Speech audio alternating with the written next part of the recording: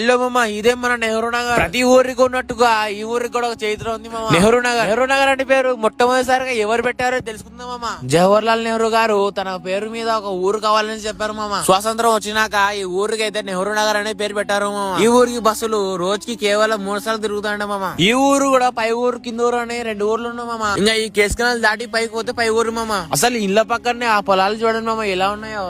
ఇంకా ఈ ఊరు పక్కనే అయితే నది ఉంది మామ, కృష్ణా నది. ఇంకా నది పక్కనే అయితే తెలంగాణ అవన్నీ వస్తాయి మామ. ఇంకా మీరు ఎటు చూసినా పంట పొలాలు కనిపిస్తాయి మామ. ఇంకా ఈ ఊరు అయితే ఇక్కడ ఎన్నో సంవత్సరాల నుంచి ఉందంట మామ. ఇక్కడ ఎన్ని తరాలు వచ్చినా కూడా ఈ ఊరు చిహ్నాలు అయితే అట్నే ఉన్నాయి మామ. అప్పట్లో రాజులు సేనాధిపతులు ఈ ఊర్లని శాసించారని చెప్తూ ఉంటారు మామ. ఇంకా ఎంత నిజమో ఈ ఊర్లని చూస్తేనే తెలుస్తుంది మామ. ఇంకా అప్పట్లో కట్టిన పాత ఇల్లులు అయితే అట్నే ఉన్నాయి మామ. ఇలాంటి గ్రామాలకు వస్తే తెలుస్తుంది మామ. అప్పుడప్పుడు ఈ ఊరికి వస్తేనే ఇక్కడ గాలి, ఇక్కడ పచ్చదనం అసలు ఉంటది మామ.